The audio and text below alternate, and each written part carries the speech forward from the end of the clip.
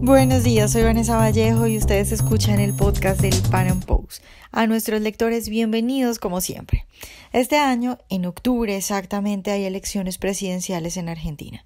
Unas elecciones muy esperadas porque los argentinos definitivamente no la están pasando bien. Muchos le dieron su voto a Mauricio Macri creyendo que era un liberal situado en la centroderecha, pero bueno, resultó un socialdemócrata muy terco y muy corrido hacia la izquierda.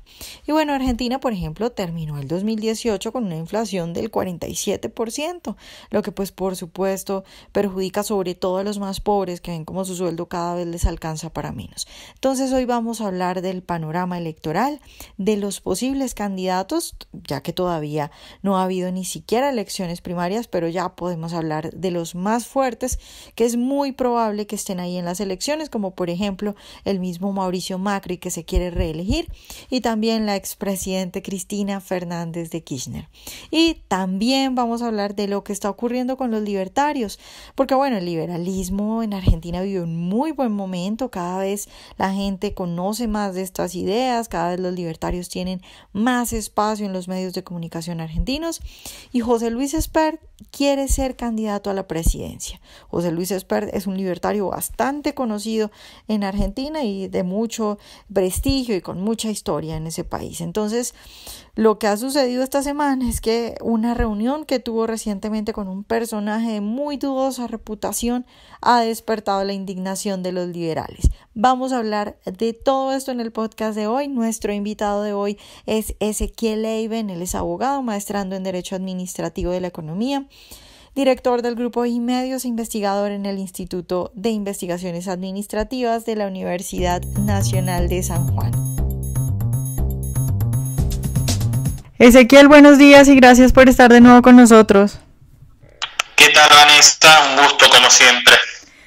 Bueno, Ezequiel, pues tienen ustedes elecciones presidenciales en Argentina este año, en octubre, y aunque no tienen todavía fijos quiénes van a ser los candidatos a las elecciones presidenciales, pues sí veo yo que hay mucho revuelo y hay bastante pelea entre los candidatos y, por ejemplo, entre el mundillo liberal. Entonces empiezo preguntándote que nos des, o pidiéndote que nos des una especie de panorama de lo que hay en este momento respecto a las elecciones, de los candidatos que podrían ser los que vayan a esas elecciones. Exactamente, si te parece empezamos así. Primero hacemos un pantallazo sobre lo que se percibe van a ser las elecciones y después nos metemos en la interna liberal. Perfecto. Para organizarnos un poco con lo que es el calendario electoral argentino de este año, tenemos que decir que primero en agosto, más concretamente el 11 de agosto en todo el país, la gente va a votar en las primarias, que son las PASO, las primarias abiertas, secretas y obligatorias, en donde se presentan los candidatos dentro de cada fuerza política. Ahí la gente puede ir a votar por el que guste, y el que gana dentro de cada fuerza política es el que va a competir en octubre en las elecciones generales, que también se desarrollan en todo el país. El 27 de octubre, ahí sí van a competir ya los candidatos que hayan sido elegidos en esta anterior instancia, que son las PASO. Todo lo que hablemos ahora, por supuesto, algunos candidatos se caen de Maduro, y no precisamente el venezolano, que van a competir, y otros que resta definirse en esta instancia primaria. Por eso ahora vamos a anticipar o vamos a presentar quiénes son los que más o menos suenan, pero no podemos dar por sentado que todos ellos sean los que vayan a competir. Claro. Por supuesto, tenemos que empezar por el candidato oficialista por excelencia, que va a ir por su reelección, que es Mauricio Macri. Mauricio Macri representa a Cambiemos, que es un frente que incluye principalmente a su propio partido político, que es el PRO, a la coalición cívica o también el ARI, que es el partido de Elisa Carrió, aliada en estos momentos a Mauricio Macri y más conocida por sus graves denuncias de corrupción contra los políticos que por sus dotes de gobernante, y también a una parte de la Unión Cívica Radical, que es uno de los dos grandes partidos tradicionales en Argentina, junto con el Partido Justicialista, que es el peronismo. Macri, bueno, en un momento se lo tuvo como el candidato de la centro-derecha, pero su gobierno de neto corte progresista, ¿no?, que recuerda a las mezclas de progresismo socialdemócrata europeo con algunos toques latinos tercermundistas, claramente lo perfilan como un candidato del cual las personas que sí son de corte derechista se quieren o se han separado, y ya muchos lo ven como un candidato más del progresismo o de la centroizquierda. Uh-huh. Por otro lado, por supuesto resta definir cuál va a ser el candidato del peronismo. Suenan dos nombres o tres, quizás por encima del resto. Uno es Sergio Massa, quien ha sido diputado de la Nación y quien en este tipo de elecciones legislativas derrotó a las fuerzas kirchneristas en el año 2013. De ahí parecía que iba a adquirir una gran fuerza para pelear arriba en las presidenciales del 2015, pero el derrotero suyo a partir de eso, la verdad que no ha sido el ideal, ha perdido muchísimo en la consideración de la gente y quedó muy expuesto por las contradicciones en su discurso y por supuesto por la condena social que tiene por haber sido alto y cercano dirigente del kirchnerismo. Otro que suena para competir en esas internas o en una posible alianza es Juan Manuel Urtubey, que es el actual gobernador de una de las provincias argentinas, que es Salta, que también ha intentado presentarse como un peronista reformista, como un peronista moderno, pero cuyo pasado lo condena por haber apoyado el kirchnerismo y cuya actualidad también lo condena. Sus representantes fueron derrotados en las elecciones legislativas del año 2017 contra otros candidatos que representaban a su provincia, y también por la enorme cantidad de pobreza que hay en Salta, y más precisamente dentro de la capital. Es una provincia con la mayor cantidad, que tiene la mayor cantidad de pobres dentro de su propia capital. Entonces, digamos que como gestor tampoco es una garantía a los ojos de la gente, que por supuesto no es fanática peronista, que puede llegar a votar cualquier cosa. Uh-huh. Bueno, parece que ya se ha lanzado definitivamente también la candidatura de Cristina Fernández de Kirchner, que recordemos, para participar de estas pasadas elecciones legislativas lo hizo por fuera del peronismo y formó una nueva fuerza política propia, que es Unidad Ciudadana, y que es la que va a mantener de cara a estas elecciones presidenciales. Así que va a competir, excepto que forme alianza de último momento, lo cual no parece, según las declaraciones periodistas actuales, va a competir tanto contra el peronismo como contra Mauricio Macri. Y bueno, la esperanza de muchos liberales y libertarios es que llegue a constituir definitivamente partido José Luis Espert, y el liberalismo por primera vez en muchísimo tiempo en Argentina pueda tener un candidato propio al cual votar por convicción y no votar otro candidato de otra fuerza política simplemente como el menos malo. Uh-huh. Ezequiel, hablemos, bueno, primero te iba a preguntar por Espert, pero creo que vale la pena que me aclares una cosa, porque en algunas, digamos, conversaciones que he tenido con argentinos me han puesto sobre la mesa la posibilidad de que Macri no quiera que Cristina vaya a la cárcel antes de elecciones, porque evidentemente divide la izquierda. Tenemos pues por un lado a los peronistas y por el otro lado a los que apoyan a Cristina Fernández de Kirchner. ¿Tú esa posibilidad la ves? ¿Crees que es posible que Macri esté esperando y digamos influyendo de alguna forma para que Cristina no vaya a la cárcel antes de elecciones? Completamente, ese es el juego que le ha servido y que ha propuesto Mauricio Macri y Cambiemos. Por supuesto, tener a la tirana y detestada Cristina Fernández de Kirchner enfrente es lo que le ha servido para mantener dividida a la oposición y para mantener horrorizada a la gente ante la posibilidad de que vuelva para votar nuevamente a Cambiemos y a Mauricio Macri. Eso sin dudas que lo que más fuerza le da a Macri no son los méritos propios, porque su gobierno ha sido de mediocre a malo, tirando para horrible en algunos aspectos realmente. No son los méritos propios los que suben la candidatura de Mauricio Macri, sino la posibilidad de que esta persona pueda volver a hacerse de la banda presidencial. Sí, sin dudas.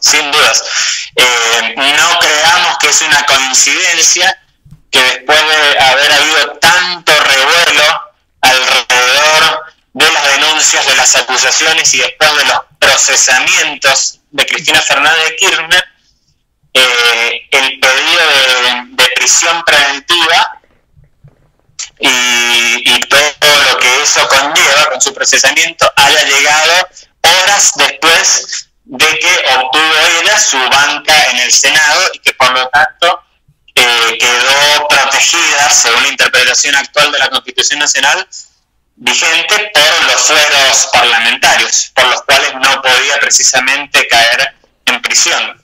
Eso fue el detalle más alevoso de que toda la persecución judicial y todo el show alrededor de hacer justicia con todo lo que esta persona robó y con todo lo que esta persona hizo en detrimento de los derechos y de la vida de algunas personas, se resumía simplemente en un circo para mantener atenta a la gente, pero cuando realmente cabía la posibilidad de meterla presa, se esperaba que esta persona adquiriera los fueros para recién después emitir este tipo de pronunciamientos cuando ya resultaba prácticamente inaplicable.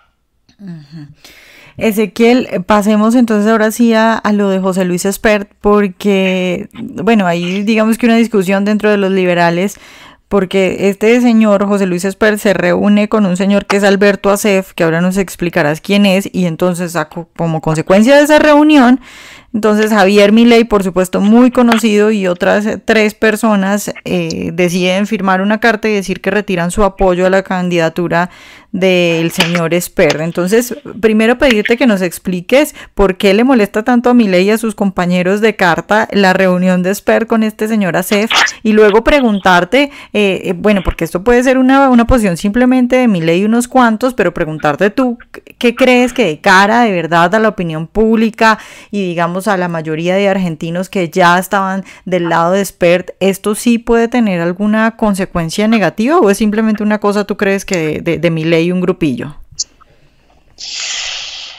No, las consecuencias negativas no quedan reducidas a la reacción de Javier Milei, sino que uno ve los debates en las redes sociales y las repercusiones que esto ha tenido en los medios de comunicación, que hasta hace 5 minutos no sabían qué era el libertarismo y ahora informan, ¿no? Al instante lo que pasa dentro del partido, dentro del movimiento libertario. Uno se da cuenta que las repercusiones no quedan reducidas a una reacción de Milei, sino que ya han trascendido esa frontera en estos últimos 2 días. Para contextualizar un poco, José Luis Espert es un economista, es liberal, está encabezando el Frente Libertario que quiere participar en las elecciones presidenciales de este año, pero no tiene todavía el partido para poder participar, para poder presentarse como candidato. Uh-huh. Sí, dentro de su frente estaban trabajando su propio equipo y el recientemente formado Partido de Libertarios, que también está en la lucha por su personería.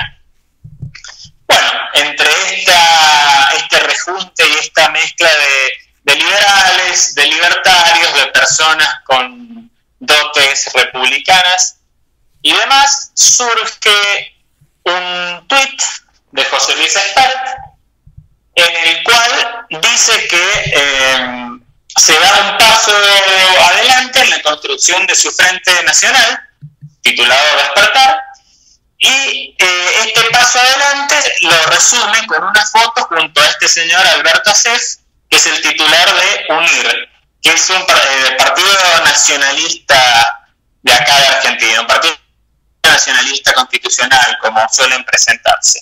Uh-huh. Bueno, por supuesto, esto desencadena la reacción de Javier Milei y otros reconocidos economistas en los medios de comunicación, con muchos seguidores, sobre todo juveniles en este último tiempo, como Gustavo Lázari y Diego Pablo Giacomini, que es con quien Milei escribe muchos de sus libros. Informan ellos a la opinión pública que debido a estas conversaciones que mantiene Espert, deciden dejar de sostener su candidatura porque consideran que las ideas de Asef y su partido son incompatibles con la visión de libertad que ellos mantienen como liberales, lo cual da la pauta que, a pesar de que Milei y el resto habían sostenido públicamente la candidatura de Espert y habían asistido a sus actos de promoción de su nuevo frente, no estaban al tanto de las intenciones de Espert, sino que se vieron sorprendidos por esta decisión y no demoraron en despegarse de la misma. Ahora, ¿por qué tanto revuelo, me preguntás? ¿Y quién es Asef o en qué consiste su partido? Bueno, la trayectoria de Asef es amplia y sus iniciativas son muchas dentro de lo que puede resumirse como prácticamente casi todo el espectro colectivista antiliberal. Uh-huh. Él tiene un inicio en lo que te conté que es uno de los dos grandes partidos tradicionales de Argentina, que es la UCR, el Partido Radical. Después promueve el acercamiento de radicales y peronistas, es decir, que se juntaran los dos grandes bloques. Después acompaña a Perón directamente, incluso estuvo con él a la vuelta del exilio de Perón, tuvo contacto directo con Perón, como él mismo se jacta de describir en el currículum presentado en el Parlasur, institución en la que actualmente está ocupando uno de los cargos.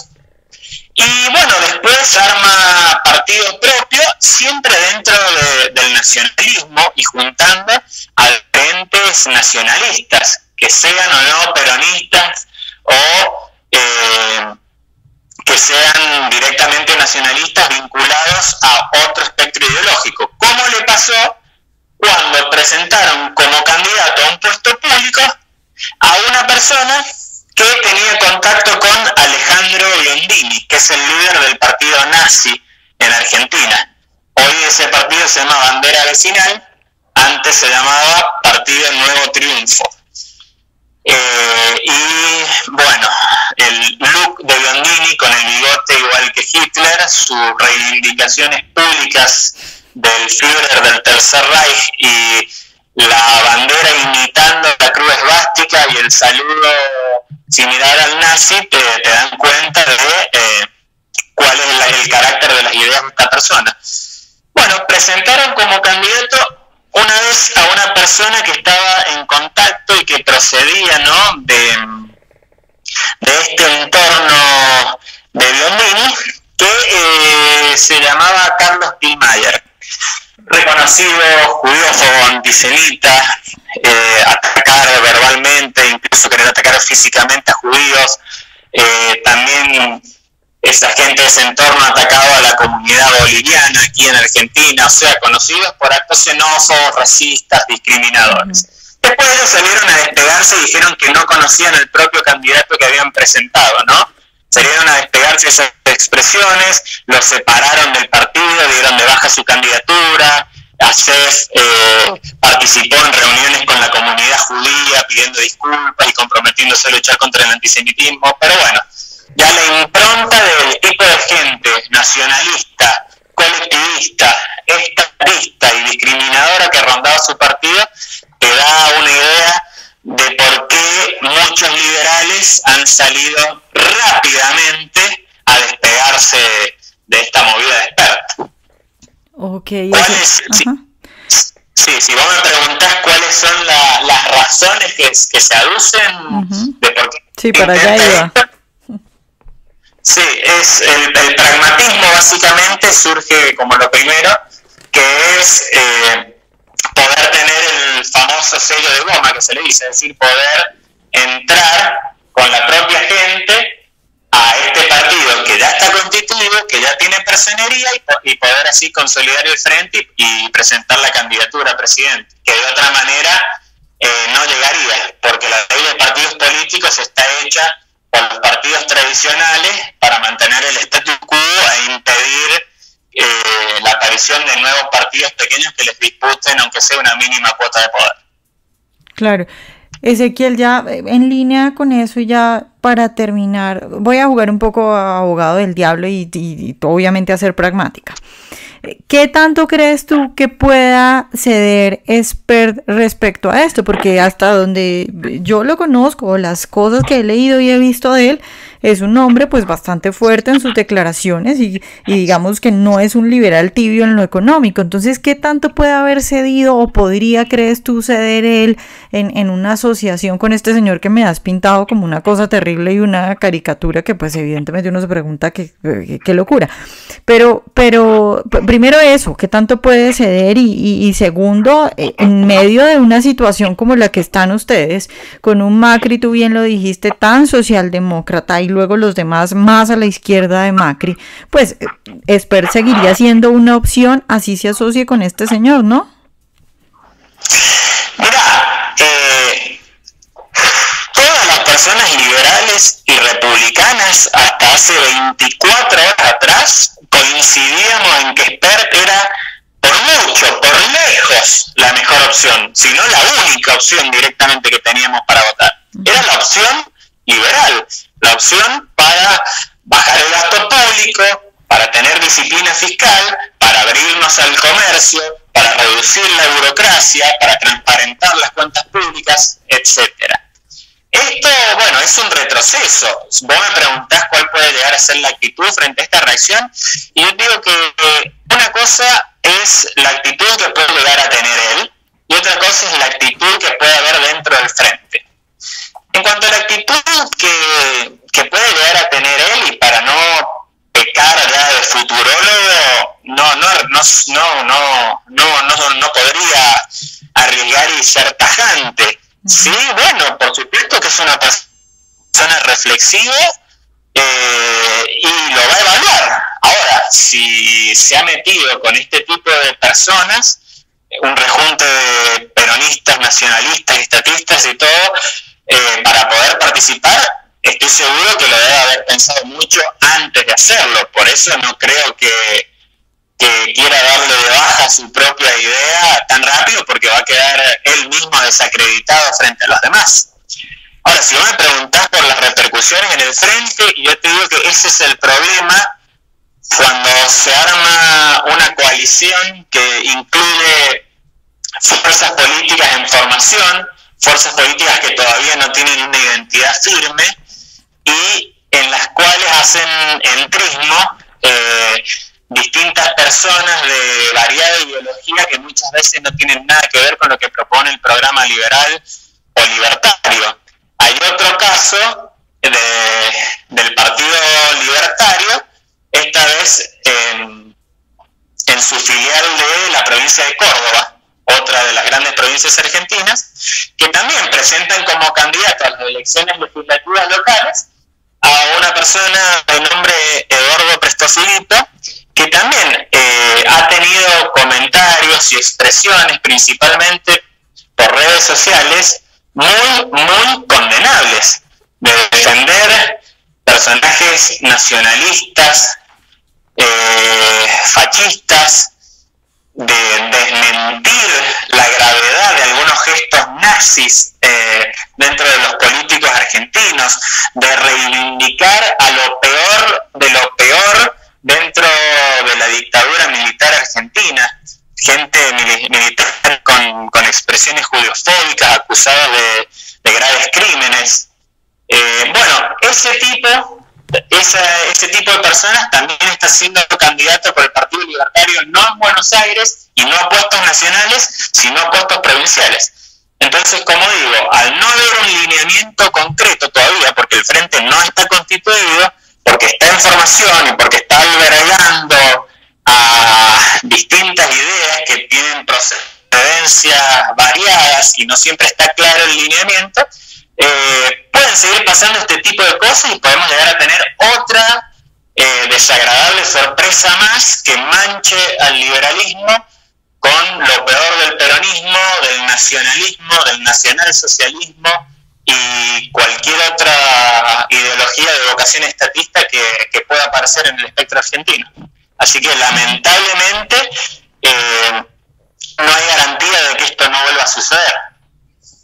Bueno, Ezequiel, ahora sí, para terminar y te cambio un poquito el tema, porque esto es noticia pues de última hora, y que nos expliques pues rápidamente y por encima qué quiere decir esto, porque la Corte confirma la orden de detención contra Cristina Fernández. ¿Qué tan grave es esto? ¿Qué tan serio es? Bien, me preguntaba si cambia algo con esto, y es como que había que responder sí y no al mismo tiempo. Sí, en cuanto a un pronunciamiento judicial queda firme ya al máximo nivel judicial, al máximo nivel judicial, que es cuando se pronuncia la Corte Suprema de Justicia de la Nación, pero no cambia tanto por el momento en el cual este tipo de pronunciamiento llega. ¿Qué ha sucedido? Básicamente se ha confirmado el pedido de prisión preventiva que ya pesaba contra la senadora Cristina Fernández de Kirchner. Ella está bajo investigación por haber suscrito el memorándum de entendimiento con Irán, que fue un siniestro plan para encubrir y garantizar impunidad a los acusados de haber perpetrado el atentado terrorista a AMIA, la mutual de la comunidad judía en Buenos Aires, y que fue motivo de denuncia por parte del fiscal Alberto Nisman, que fue asesinado 4 días después de haber presentado la denuncia contra el kirchnerismo. A Cristina Fernández se le había confirmado el procesamiento, a ella y a Parrilli, que era su mano derecha en la inteligencia argentina, y bueno, se le había considerado que estaba acusada, digamos, de graves delitos, como estorbar un acto funcional, abusar de autoridad y me falta uno que es encubrimiento agravado. La decisión, o sea, queda confirmada en la Cámara Federal, es decir, ya en una segunda instancia se confirma esto, y bueno, por supuesto presenta la defensa de Cristina Fernández recursos, entonces llega a casación y bueno, posteriormente a la Corte Suprema. Y bueno, por supuesto, esto se ha ido confirmando y queda firme el procesamiento con el pedido de prisión preventiva para ella. ¿Por qué decimos que no cambia tanto a pesar de la gravedad del asunto? Por la misma razón que estábamos hablando al inicio de esta entrevista, que todo esto llega no cuando ella estaba desprovista de protecciones y de inmunidades legales, mejor dicho, inmunidades legales, sino una vez que ya está en su cargo de senadora y está amparada en sus fueros. Por eso, mientras ella pueda ampararse en las inmunidades que le ofrece el cargo político, va a depender de que para que se concrete ese pedido de prisión preventiva, primero se inicie un proceso dentro del Senado para desaforarla. Y por supuesto ese proceso es harto difícil porque el peronismo, que está con las manos sucias después de 12 años de expoliación kirchnerista, y por supuesto la propia gente de la nueva formación de Cristina Kirchner, Unidad Ciudadana, tienen representación parlamentaria y difícilmente permitan que tal proceso de desafuero prospere, sobre todo cuando hemos dicho que a Cambiemos no le conviene que esta persona vaya presa, sino le conviene que esté viva en la mente de la gente para traccionar votos a favor de la continuidad de la propuesta de Macri. Entonces hemos visto que en sesiones donde se tratan temas sensibles por los procesamientos del kirchnerismo, hasta los propios legisladores oficialistas de Cambiemos no siempre han dado el quórum para que se puedan llevar adelante pronunciamientos no sensibles respecto a los temas. Ahí vos te das cuenta que si bien se quiere aparentar una imagen de seriedad institucional, por detrás hay mucho circo, mucho arreglo, mucha conveniencia política y poca división de poderes y transparencia republicana.